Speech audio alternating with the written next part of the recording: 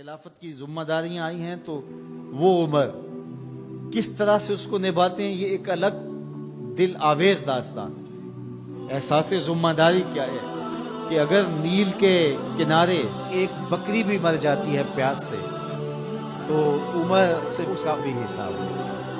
راتوں کی تنہائیوں میں اٹھ اٹھ کے عمر پیرا دے رہے ہو، یہ حضرت عمر ہے رضی اللہ عنہ۔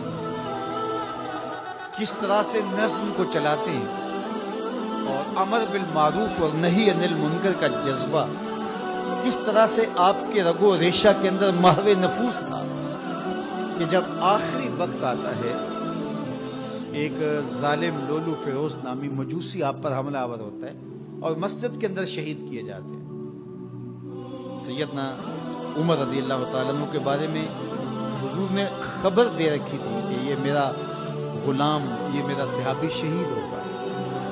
جب پہاڑ جھوم اٹھا تو فرمایا انما علیک نبی و صدیق و شہیدان، تمہارے اوپر ایک نبی ہے، ایک صدیق اور دو شہید۔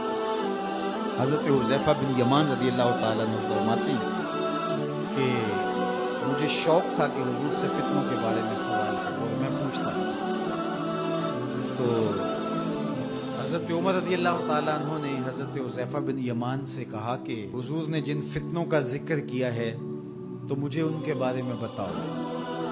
تو حضرت حذیفہ کہنے لگے کہ وہ فتنے آپ کے دور میں نہیں آئے، اس لیے کہ آپ کے اور ان فتنوں کے درمیان ایک مضبوط دروازہ ہے، جب تک وہ دروازہ موجود ہے تو فتنے نہیں آئے۔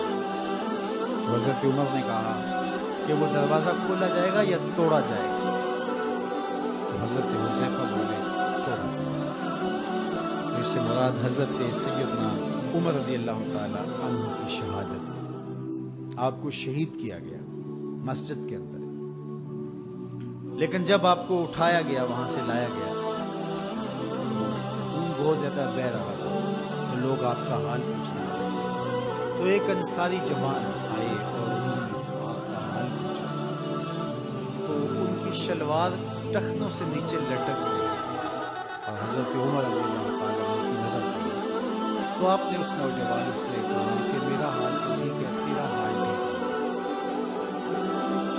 کیونکہ اس سے تیرے کپڑے بھی خراب ہوں گے، اور جو ہے وہ جو حضور نے طریقہ سنت ہمیں دیا ہے اس سے یہ ہٹ کر انداز ہے جو تم نے اختیار کیا ہے۔ تو اس لمحے بھی عمل تبلیغ کو ترک نہیں کیا۔ تو حضرت صدیق اکبر اور حضرت عمر کا مقدر کہ ان کی تربتیں جنت کے ٹکڑے میں، فرمایا میری قبر اور میرے ممبر کے درمیان جو جگہ ہے یہ جنت کا باغ ہے۔ تو عمر جنت میں تشریف فرما ہے، ابو بکر جنت میں تشریف فرما، اور جہاں حضور ہیں وہ جگہ جنت نہیں ہے، اللہ اکبر، وہ باغی جنت ہے۔ حضور ایک دن مسجد سے باہر تشریف لا رہے تھے، دائیں ہاتھ میں حضرت ابو بکر کا ہاتھ پکڑا تھا اور بائیں ہاتھ میں حضرت عمر کا ہاتھ پکڑا تھا، اور مسجد سے باہر آ رہے تھے۔ کوئی شخص مسجد میں داخل ہوا تو اس نے دیکھا تو اس کے چہرے پہ خوشی آئی، تو حضور نے مزید اس کی خوشی کو بڑھانے کے لیے فرمایا ہا قاضا یبعث یوم القیامہ، قیامت کے دن جب ہم قبروں سے اٹھیں گے تو ایسے ہی اٹھیں گے، میرے دائیں ہاتھ میں ابو بکر کا ہاتھ ہوگا، بائیں ہاتھ میں عمر کا ہاتھ۔ جے شک ہووی تے چل مدینے، جے شک ہووی تے چل مدینے۔